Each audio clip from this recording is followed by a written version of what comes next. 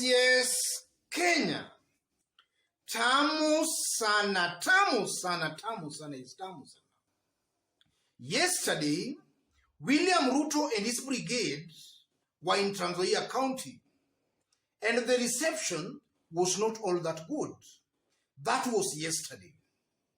And some few hours ago, one of our fans here has also sent me a short clip of Kiminini Member of Parliament, Chris Wamalwa, who is also Kenya Kwanza Alliance candidate for Trans Nzoia gubernatorial seat. So one of you sent me that short clip, and I felt it was worth analyzing and discussing here. Because from that clip, it's quite evident that Chris Wamalwa is finding it very hard to address residents of Trans Nzoia. Have a look at this.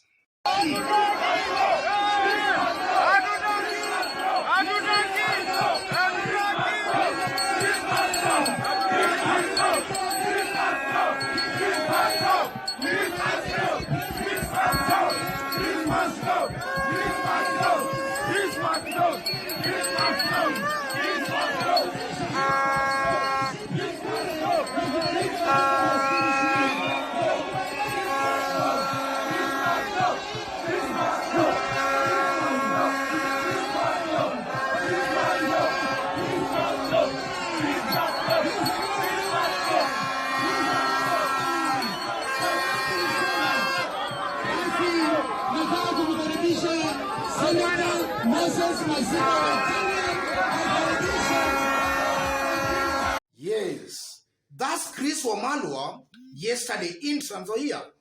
And from that short clip, it's very clear he's getting it very hard addressing and convincing those Trans Nzoia residents.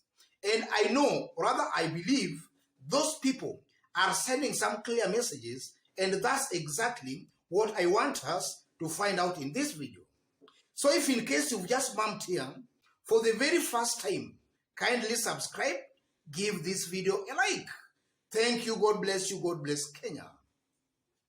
I believe there are three messages those residents of Trans Nzoia are trying to send out.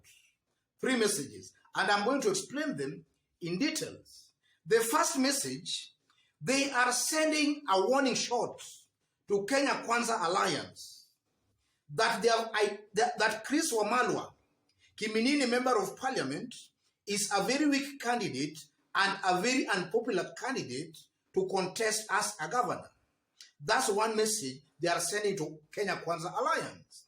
The second message, they are sending a direct message to Wetangula and Ford Kenya that they disapprove of Ford Kenya's performance in Trans Nzoia, and they also disapprove of Wetangula and Ford Kenya joining hands with William Ruto. And I'm going to explain this in details. The third message, they are sending an indirect message, or rather a coded message, to William Ruto. And the message is simple. They don't approve of his political narrative and ideologies. Those are the three messages those people, those residents of Trans Nzoia are clearly sending out. Let's start with the first message. They disapprove of Kiminini Member of Parliament, Chris Wamalwa's candidature. You know, Chris Wamalwa is the Kiminini Member of Parliament. And just like other members of Parliament across the country, he might not have performed as expected in his constituency.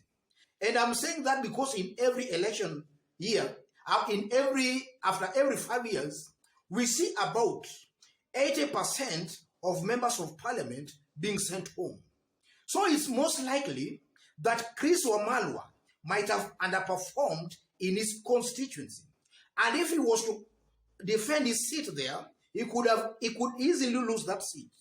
So Chris Wamalwa is just trying to escape that looming embarrassment in his constituency by losing that seat.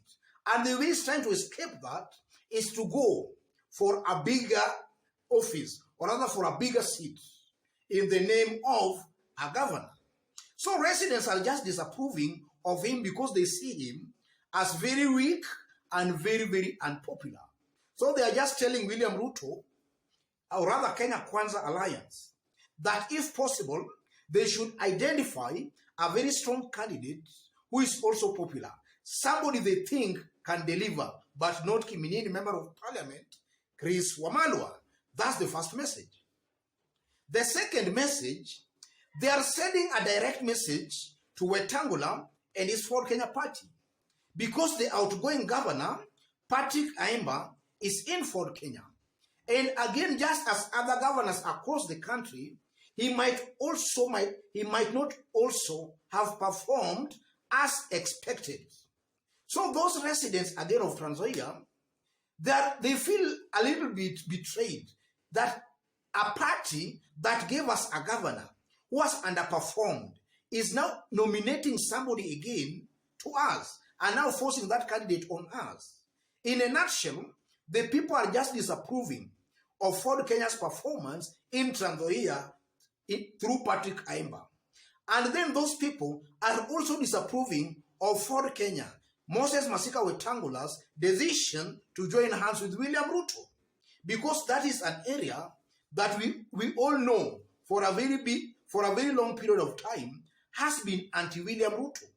So they are disapproving, for the Kenya's decision, Wetangula's decision to work with William Ruto.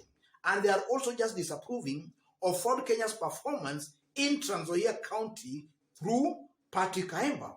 Patrick Aimba has been a Ford Kenya governor in that area.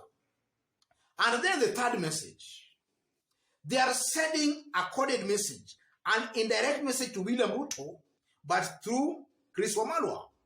And the message is simple. They are telling William Ruto, we don't approve of your political narrative and ideology. What are William Ruto's political narratives and ideologies? William Ruto is one person who, if you listen to him recently, he's telling Kenyans that Uchumi Kwanza. But that Uchumi Kwanza is telling Kenyans he has been in government for almost 10 years. What has he done about that Uchumi? In fact, William Ruto is being seen as the bad face of the Jubilee government. That Uchumi is talking about is believed that he has the highest responsibility or is seriously involved in destroying that Uchumi. And I'm saying that because of the alleged corruption scandals that have all along dogged William Ruto. And if I take you back the memory lane a bit, in 2018, Kenyans were asked a simple question, and this is something I constantly say here. They were asked, who do you think is the most corrupt Kenyan alive? Kenyans ranked William Ruto as the most corrupt Kenyan alive, followed closely by Anne Waiguru. And that corruption is what has led to the bad economy we have in Kenya today. Because again, according to the Auditor General's report, Kenya, we lose about a third of our annual budget to corruption. If we have a budget of 3 trillion, 1 trillion disappears into men's pocket. And that's how our Uchumi becomes bad. And William Ruto is being seen to be the biggest culprit in that corruption. So when he talks about Uchumi Kwanza, a good majority of Kenyans, and in this case, those residents of Trans Nzoia, might not actually believe what William Ruto is saying. Yes. And then again, he's telling Kenyans that kuna watu wengine wanakaa mahali wanapanga vyeo. But again, that also just exposes William Ruto as too greedy. He just wants absolute power for him and him alone. Because also in 2013, when they were forming Jubilee government, he had the privilege to nominate about half of the cabinet, but he only nominated people from his Kalenjin ethnic communities. We never saw lawyers there. In fact, almost all of them were from Kalenjin.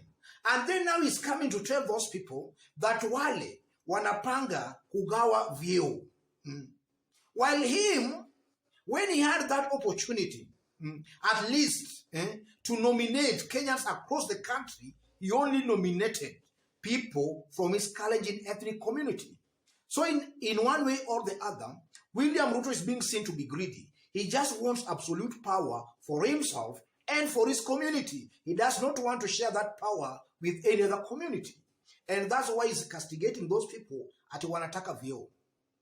So because of these three reasons, I believe those residents of Trans Nzoia are behaving that way to make things clear that they are not actually happy with Kenya Kwanza alliance. So the only way out for William Ruto and his brigade is first to identify a strong leader who residents of Trans Nzoia will actually embrace as far as Trans Nzoia gubernatorial race is concerned. They should identify a strong leader, a leader who can be embraced very easily by residents there. And then secondly, William Ruto and his team must change their narrative. They must identify a narrative that can easily be believed, a narrative that Kenyans can identify with, a narrative that appears to be truthful, not these lies they are trying to peddle across the country. Otherwise, if they continue on that trajectory, then I'm seeing some doom for them come August elections this year.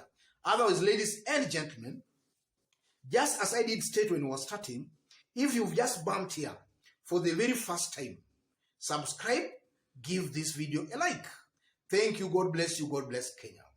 And to our fans here, I'm very much humbled, very grateful for the kind of support you have been giving me here. We have smashed the 20,000 subscribers mark, and sky is still the limit. We are still aiming high. God bless you. God bless Kenya.